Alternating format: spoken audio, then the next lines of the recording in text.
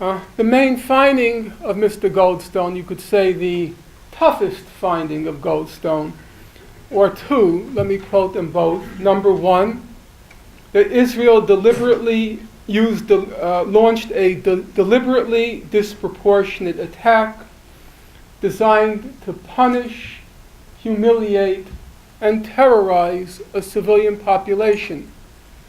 A deliberately disproportionate attack designed to punish, humiliate, and terrorize a civilian population.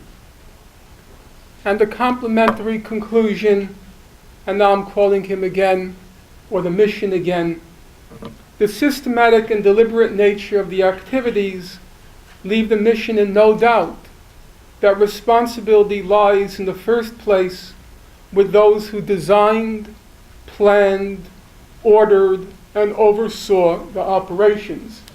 That is to say, Israel's military and political leadership. It's hard to contest these conclusions in light of the statements Israeli officials made prior to, during, and after the Gaza massacre, and the correspondence between their statements and what actually unfolded on the ground. Before the attack, the Israeli IDF, the Israeli military, IDF Northern Command Chief Gad Eisenkot, he said, in the event of another war or in the next war, we will yield disproportionate power against every village from which shots are fired on Israel, and we will cause immense damage and destruction. The former chief of the Israeli National Security Council said before the attack, the next war will lead to intense suffering among the population, the destruction of homes and infrastructure, and the suffering of hundreds of thousands of people. Near the end of the attack, Israel's Foreign Minister Tzipi Livni, she boasted, Hamas now understands that when you fire on Israeli citizens, it responds by going wild, and this is a good thing. The day after the attack, Tzipi Livni went on Israel's Channel 10 News, and she said, and now I'm quoting her, Israel demonstrated real hooliganism during the course of the recent operation, which I demanded. But then she's bewildered, she's puzzled why she's being served papers as a war criminal. She thought that real hooliganism was covered by the Fourth Geneva Convention.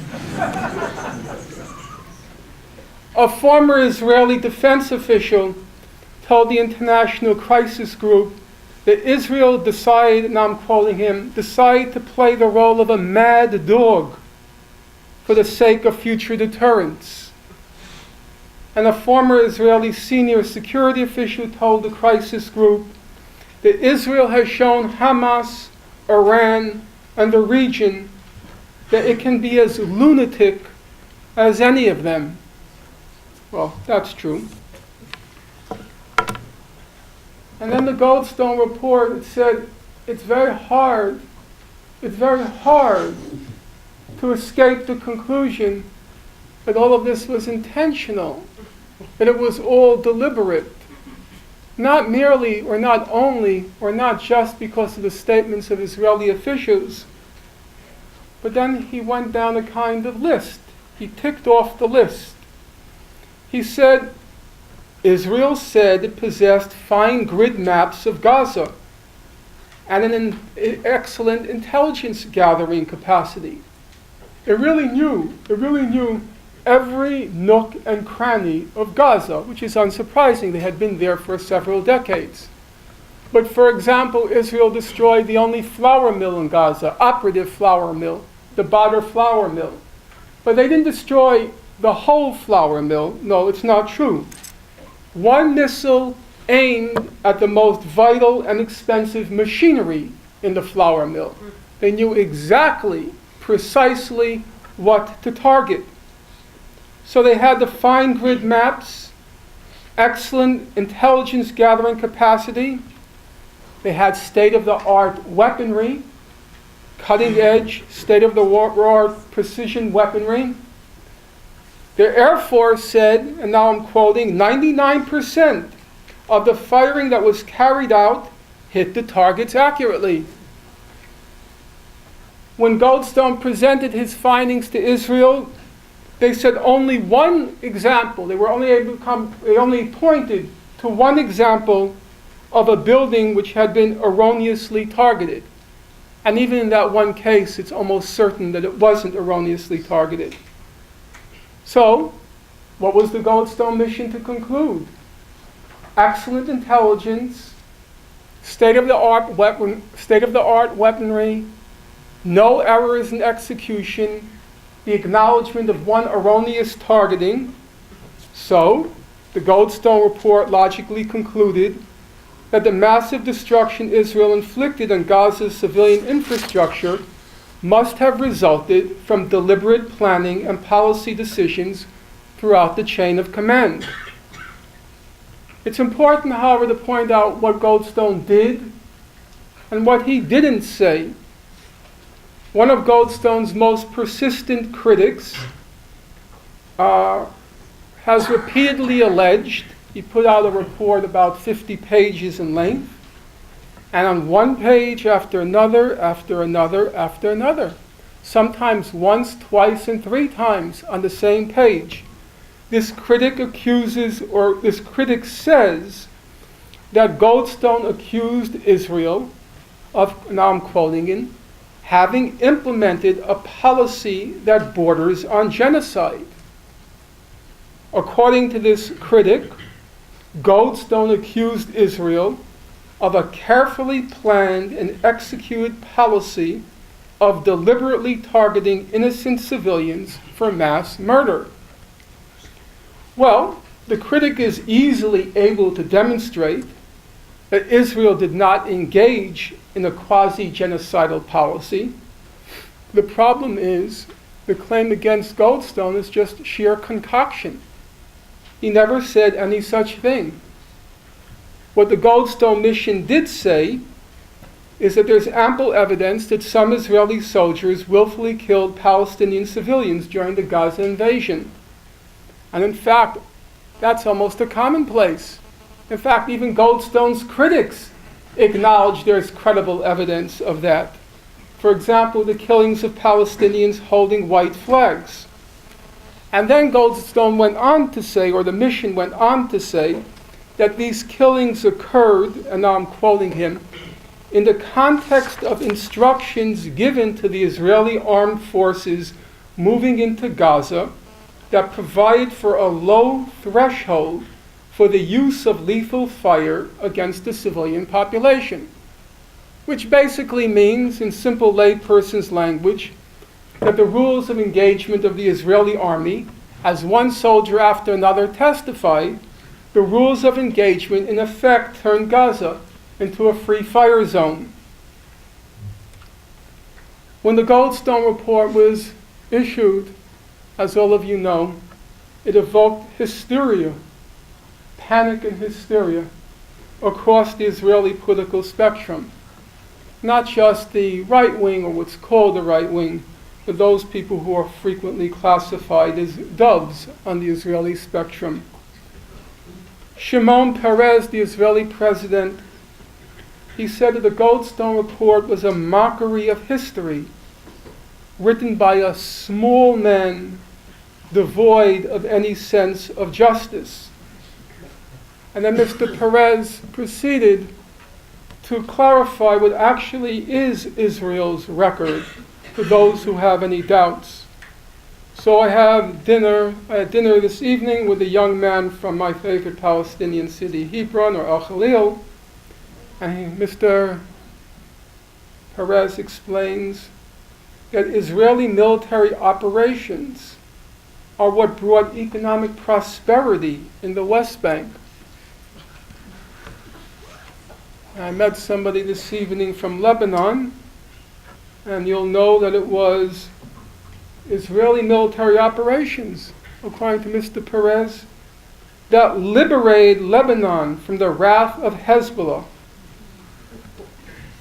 And if those ungrateful Arabs aren't ungrateful enough, then there are the ungrateful Gazans.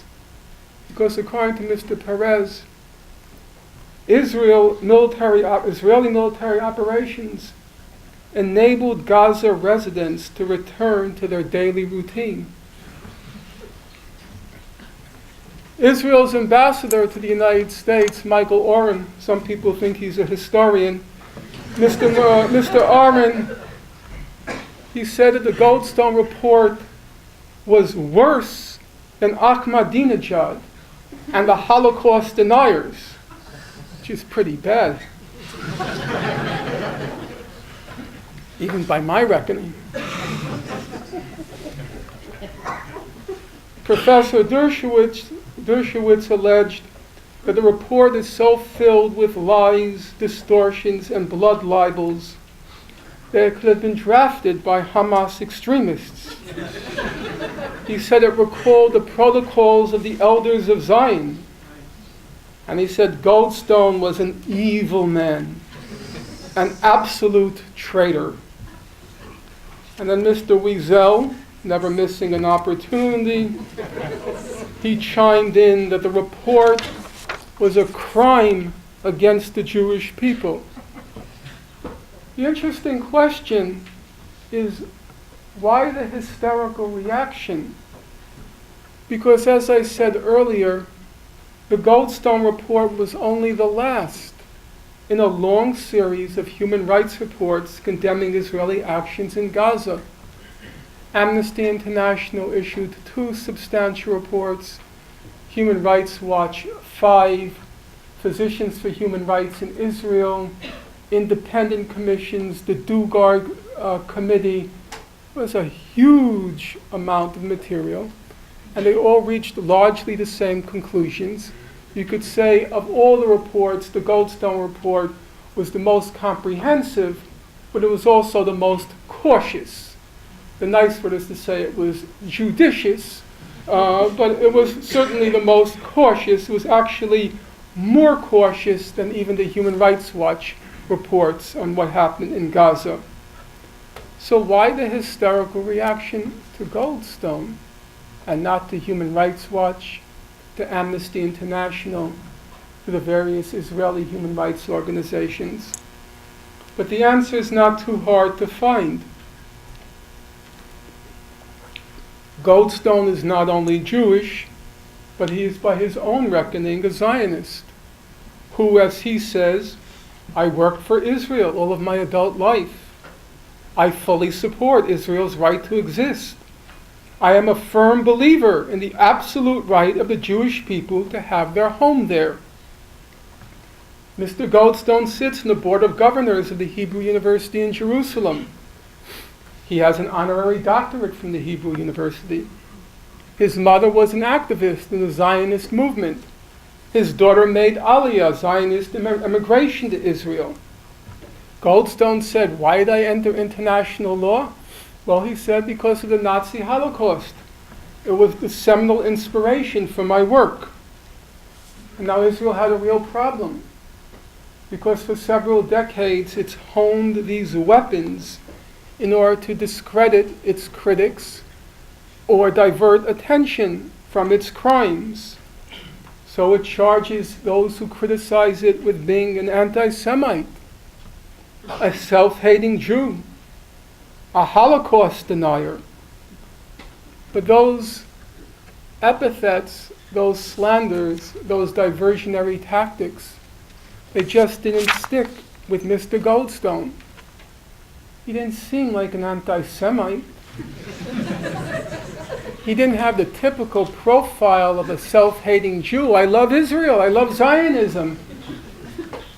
He didn't seem like a Holocaust denier. I began international law because of the Nazi Holocaust.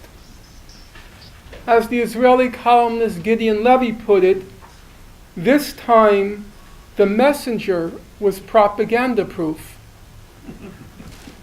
And that was for Israel, and it continues to be, a major source of a major disaster. Because if Goldstone was not an anti-Semite, not a self-hating Jew, not a Holocaust denier, if he was neither an incompetent nor a fool, and the former chief prosecutor for Yugoslavian and Rwandan war crimes doesn't seem incompetent or foolish, then the only plausible explanation for the devastating content of the report he authored was that it faithfully recorded the facts as they unfolded during those 22 days.